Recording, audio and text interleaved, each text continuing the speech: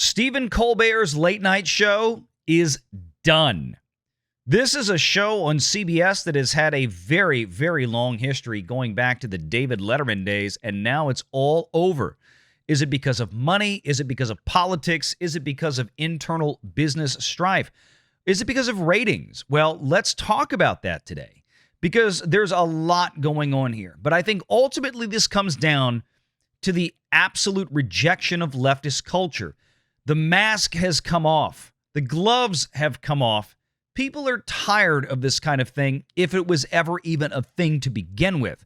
And we have always put Hollywood and the entertainment industry through the business and financial lens of reality.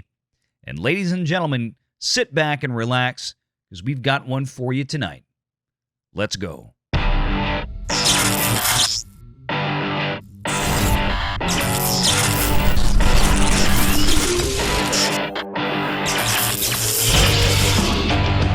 Renegade Online. Well, folks, welcome back. Another great day here at Valiant Renegade. It's good to see all of you out there once again. And if you are like one of the many not yet subscribed to this channel, please take a moment and turn that little red subscribe button to gray. Hit that like button, hit that notification bell, share this sucker out on the social medias, and of course, please do leave a comment before you head out the door today. In an ever-expanding litany of failures from the American left, this is the latest.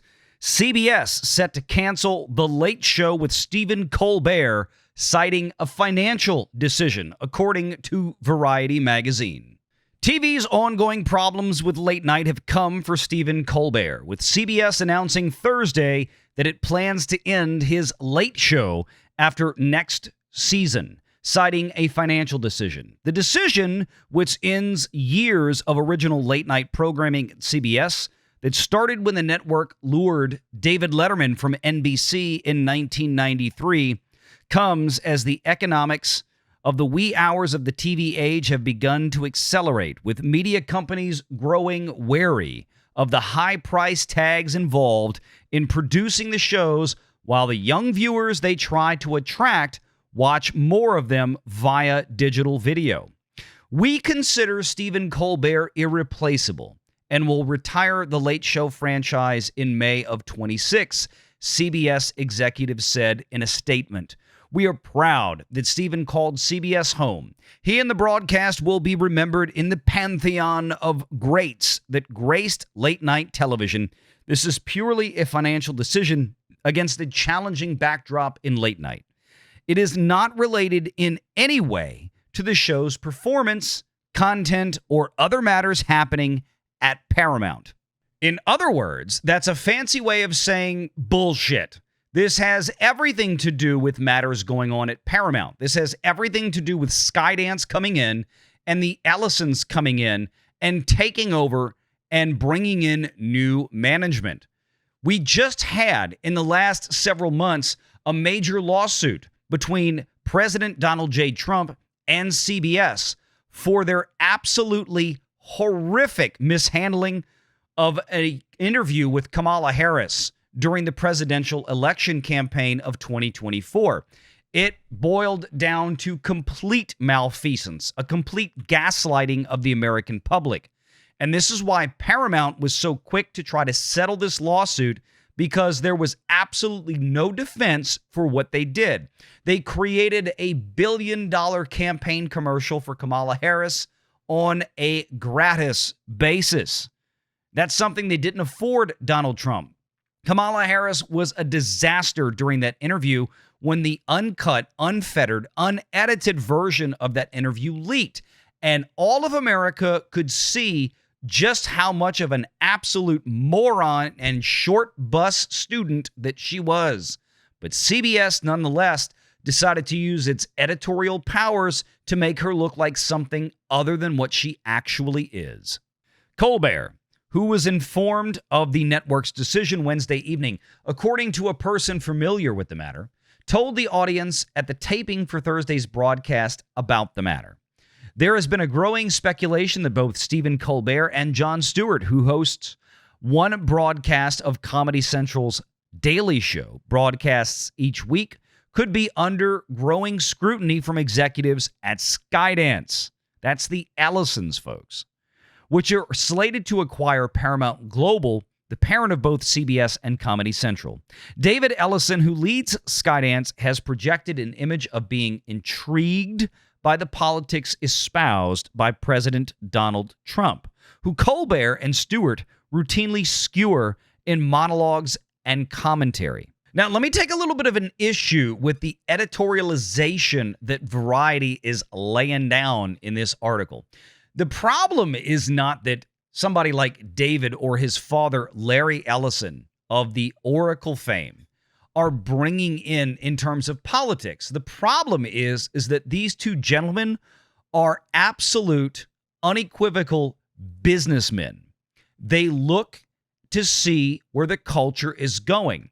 They are investing billions and billions of dollars to acquire CBS and to try to turn it around from the failures of the last several years. The fact of the matter is that this multi-billion-dollar investment by the Ellisons has to be backed up in the future by actual revenues, by cash flows, by operating income, by net profit. That's how things work. That is how business is done. And when you have giant legal liabilities hanging out there, like Jon Stewart and frankly Stephen Colbert, who oftentimes, as funny as, well, at least Jon Stewart has been, can be loose cannons and cause more legal issues. Paramount is probably ill-equipped to get involved in yet another actionable entanglement on the legal side of things by having more hosts like Stephen Colbert go out there and say something stupid that's going to get them in trouble again. Back to the article. Indeed, Senator Adam Schiff from California took to social media Thursday after taping a late show broadcast and said, quote, "If Paramount and CBS ended the late show for political reasons, the public deserves to know and deserves better." Adam, with all due respect, men like you, or, well, people that pretend to be men like you, and Stephen Colbert, frankly, drank far too much at the COVID garden hose of Anthony Fauci's crotch for far too long. Hell, I couldn't even spend $10,000 to find a Thai hooker that could suck as hard as you two did. CBS has already been winding down its activity around midnight. The network recently canceled After Midnight, a companion program that aired after Late Show and featured comedian Taylor Tomlinson. Does anybody know who the hell that is? I don't care. She decided to leave to focus on her own stand-up, even though CBS had sought a third season of the show.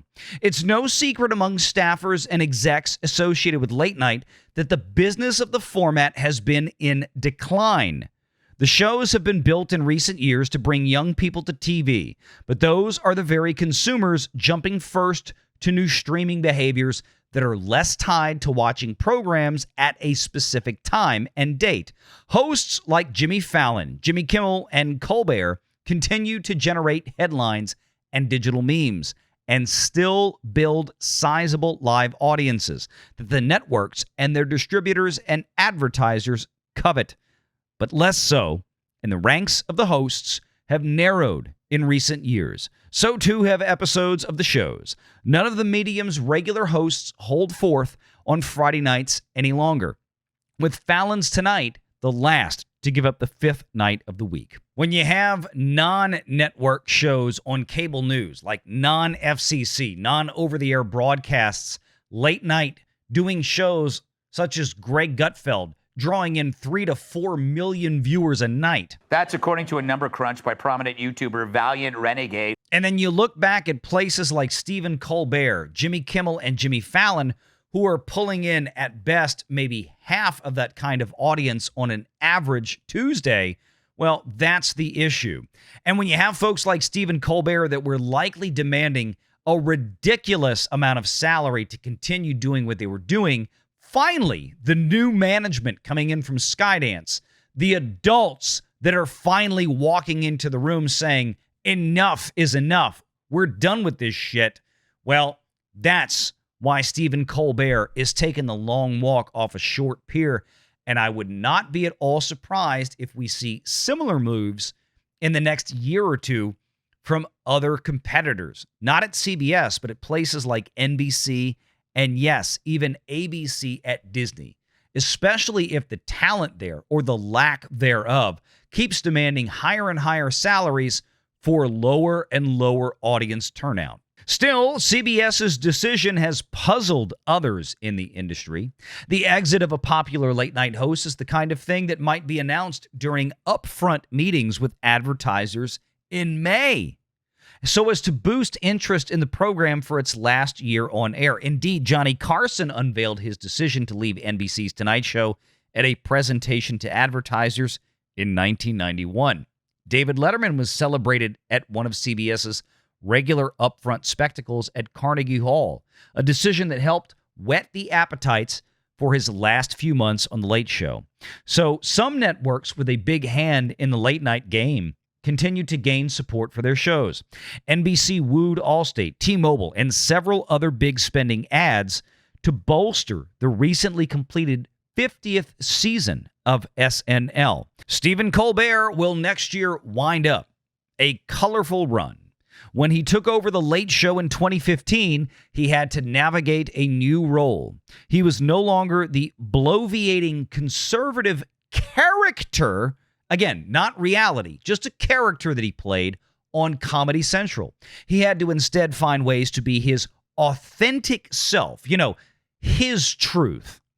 Even though he had not yet revealed such a persona to the public in the past, his first months were riddled with scrutiny and comparisons to The Late Late Show led by James Corden, another idiot loser, that reveled in games and skits. But Colbert turned a corner in 2016 when he hosted an election night special on Showtime and had to entertain a live New York crowd that stared in disbelief at results showing that Donald Trump would triumph over Hillary Clinton. And frankly, that should have been the first warning sign of why this idiot would never work, because he intellectually, or at least lack of intellectualism, was part of that same crowd in New York, in Times Square, walking in disbelief that a guy like Donald Trump would actually enrapture the American public to get back to original principles, or at least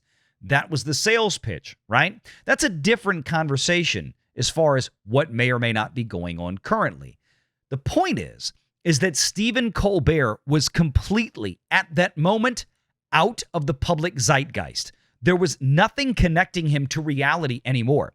And this is frankly something that CBS should have known. Yes, he may still be at the top of the late night ratings right now, but you're talking about the king of a cow pie. You're talking about the biggest piece of corn in a pile of shit sitting on the ground. That's Stephen Colbert. Congratulations. And frankly, probably one of the biggest reasons that CBS has collapsed in recent years in terms of financial viability and has now been easily acquired by a private family like the Ellisons to come in and try to turn things around is because they screwed the pooch so hard that there is no amount of Vaseline that's ever going to fix that. Make sure you're subscribed to Valiant Renegade and join us every Sunday at 6 p.m. Eastern for the live show.